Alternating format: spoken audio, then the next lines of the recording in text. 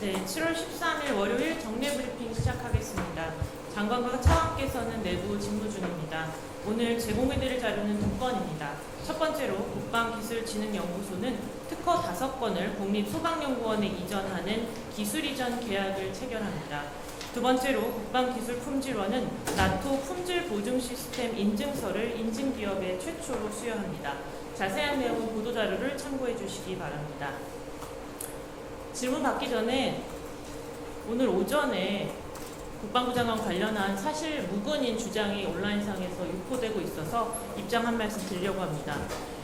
국방부 장관이 소위 골프장을 어제 방문했다는 주장과 관련해서 국방부 장관은 어제 공관에서 해군 상황 관련 상황 관리를 하였고 국방정책을 점검하는 등 통상적인 업무를 진행하였습니다. 따라서 해당 내용은 사실과 다르며 보도 및 재인용 시 법적 조치될 수 있음을 유념해 주시기 바랍니다. 예, 질문 있으십니까? 예, 이 기자님. 예, 아시아투데이 이한솔입니다. 해군에 있습니다.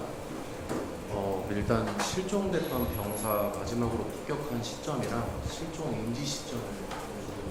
예, 해군에서 답변하겠습니다.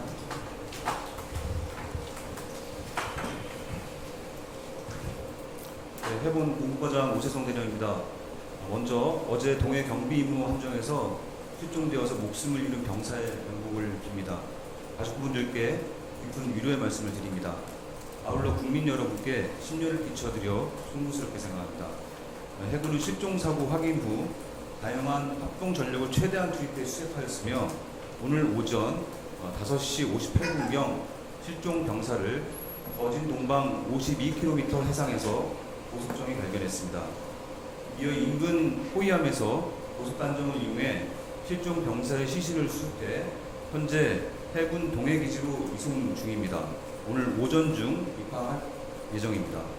사고 함정은 오늘 8시경 해군 동해기지에 입항하였으며 정확한 사고 경위와 사망 원인에 대해서는 민간 경찰과 군 수사기관이 합동으로 수사할 예정입니다.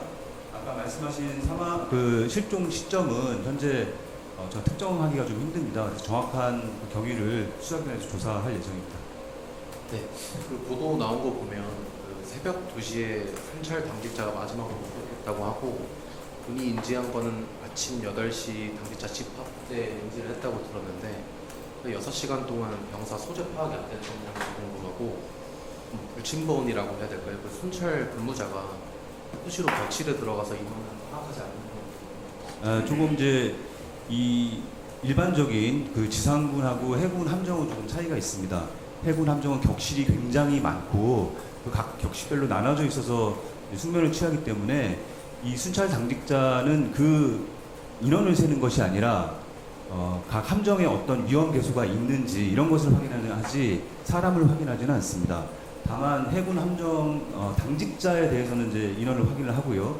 그 다음에 아침이 되면은 전체 인원을 이제 파악을 합니다.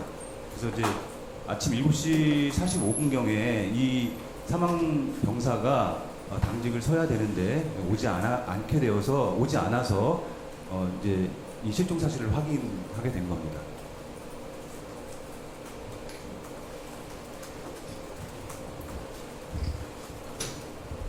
네, 이투데이 김서영입니다.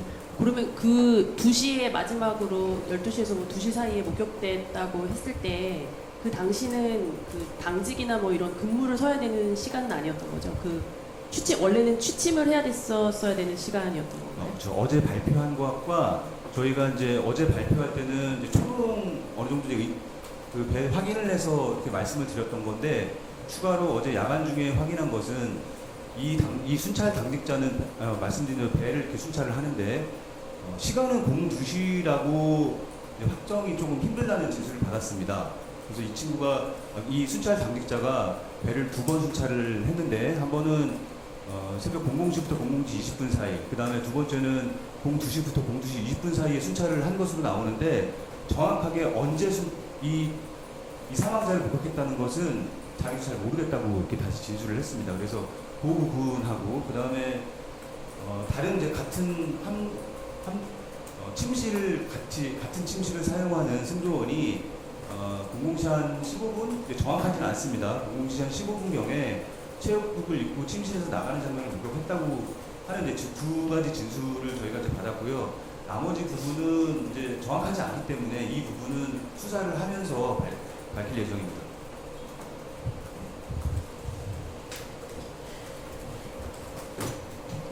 네, 또 질문 있으십니까? 네, 정 기자님. 채널A 정민영입니다. 장관님 근무 이탈 의혹 관련해서 질문드리는데요. 지난번에 1985년 상반기 대학을 다닌 사진 자료나 이런 거 검토를 하신다고 하셨는데 혹시 좀 진행 상황이 있을까요? 저희가 검토한다고 한 적이 없는 걸로 제가 기억을 하는데 사진에 대해서 질문을 드렸을 때 그런 검토는 했다고 말씀하신 것 같아요. 필요한 자료를 공개하는 방안은 뭐 아직 결정되지 않았고요. 제가 여러 차례 설명드렸듯이 국방부 장관은 정상적으로 공유를 완료했고 해당 내용에 대해서는 명백히 허위라는 입장입니다. 그럼 자료 공개 자체는 추가 계획은 아직까지는 없는 건가요? 네, 없습니다. 그리고 추가로 그 국방부 설명이랑 좀 장관님 말씀을 토대로 하면 소집 해제 후에 추가 공부를 하고 또 재차 소집 해제가 이루어진 건데 그러면 그 날짜에 대한 기록이 다 있을 거잖아요. 무사 명령이 내려졌을 거고 병적 기록에 다 기재가 돼 있을 건데 그런데 이 횟수들이 다 기재가 돼 있는 건지 아니면 최초 소집한 날짜와 최종적으로 소집 해제 일자만 기록되어 있는 건지 다시 질문해 주시겠습니까? 병적 기록에 소집 일자 그리고 소집 해제가 1회가 기록되어 있는 건지 아니면 장관님이 말씀하신 대로 해당 날짜들 모두 기재가 되어 있는 건지 그러니까 제가 조금 구분해서 설명을 드려야 될 것 같은데 그 소위 탈영과 추가 복무 의혹을 제기하는 분이 말씀하시는 거는 병적 증명서를 보고 말씀하시는 걸로 압니다. 거긴 최초의 이제 소집일과 소집 해제일, 그러니까 85년 8월만 기재되어 있기 때문에 그것을 근거로 탈영과 추가 복무를 주장하시는 걸로 아는데 세부 기록에는 그 85년도 1월의 재소집 일자, 소집 해제 일자와 그다음에 85년도 재소집 및 소집 해제 일자가 모두 기록되어 있습니다. 예, 또 추가 질문 있으십니까? 예, 정 기자님. 예, 저 이토데이 김서영입니다. 현안은 아니고요. 징계 관련된 질문인데 그 강동길 전 해군 참모총장이랑 이승호 전 작전본부장께서 올 2월과 3월에 그 계엄 관련된 사안으로 각각 이제 징계 처분을 받으셨는데 이달 초에 그 종합특검에서 이분들에 대해서는 이제 무혐의 처분으로 혐의 없음으로 불기소 이제 내리셨습니다. 그리고 이제 이분들 같은 경우에는 계엄을 이제 제지했다라는 이유로 이제 진정한 뭐 영웅이라는 표현까지 쓰기도 하셨는데요. 혹시 국방부 차원에서 이분들에 대한 어떤 징계 취소 같은 그런 거 좀 검토 계획 있으신지 궁금합니다. 그 징계 결과에 대해서 뭐 제가 어떻게 하겠다고 말씀드리면 좀 적절치 않은 것 같은데 아시겠지만 징계 결과에 대해서는 이의 제기 절차를 제기를 할 수 있습니다. 그 정도로 이해해 주시면 감사하겠습니다. 네네. 이제 물론 이게 항고 절차가 있긴 하지만 이제 좀 시간이 오래 걸리고 이분들이 이제 징규 사유 자체가 없어진 것과 같으니까 뭐 조속히 또 명예를 회복시켜 드리는 것도 좀 필요한 절차라고 보기 때문에 국방부 차원에서 좀 검토가 필요하다고 그런 지적도 나오고 있어서 말씀드립니다. 네, 근데 뭐 제가 특정인에 대해서 평가하기는 적절하지 않고 다만 지금 또 2차 특검이 진행되는 여러 가지 또 다른 얘기들이 나오고 있지 않습니까? 좀 종합적으로 봐야 된다 그렇게 생각하고 있습니다. 예, 또 질문. 예, 정 기자님. 네, 아주프레스 김희수 기자라고 합니다. 그 광주 군공항 이전 관련해서 질문드리고 싶은데 이제 전남 모하 대체공항 완공되기 전에 이제 원주 등 다른 공군기지로 이제 이전해서 약간 분산 배치하는 방안도 이제 거론되고 있는데 이제 지금 현재 광주 군공항이 이제 조종사 훈련 비행을 많이 한다고 하는데 이제 공군이 그럴 여력이 되는지 한번 여쭙고 싶어요. 말씀하신 대로 그 정부의 반도체 산업 경쟁의 강화 정책을 부하는 동시에 이제 그 밑에서의 문제가 없도록 그리고 그런 훈련 문제 차질이 없도록 공군과 긴밀히 협의해서 방안을 만들어 나가겠습니다. 예, 김민석 기자님. 뉴델리 김민석입니다. 아까 그 군공항 관련해서 말씀드리는 건데 지금 보면은 그 광주 전남 시장 특별시장은 마치 이제 군공항은 당연히 이제 소개시키고 거기에다가 반도체 공장을 짓는 것처럼 그렇게 보도가 올라오고 있거든요. 그리고 이제 그 청와대 정책실장도 보면은 마치 이게 이제 군공항을 소개시키고 아무데나 아니겠지만 어쨌든 소개시키면 된다는 식으로 그런 식으로 사실상 그쪽에 먼저 공항 저기 반도체 공장부터 짓고 공항 이전은 나중에 된다는 식이에요. 그냥 나오는 이걸 보도를 보면은 제가 뭐 정책실장하고 뭐 대화는 안 해봤지만 그런 것 같은데 지금 이제 두 가지 문제가 있단 말이죠.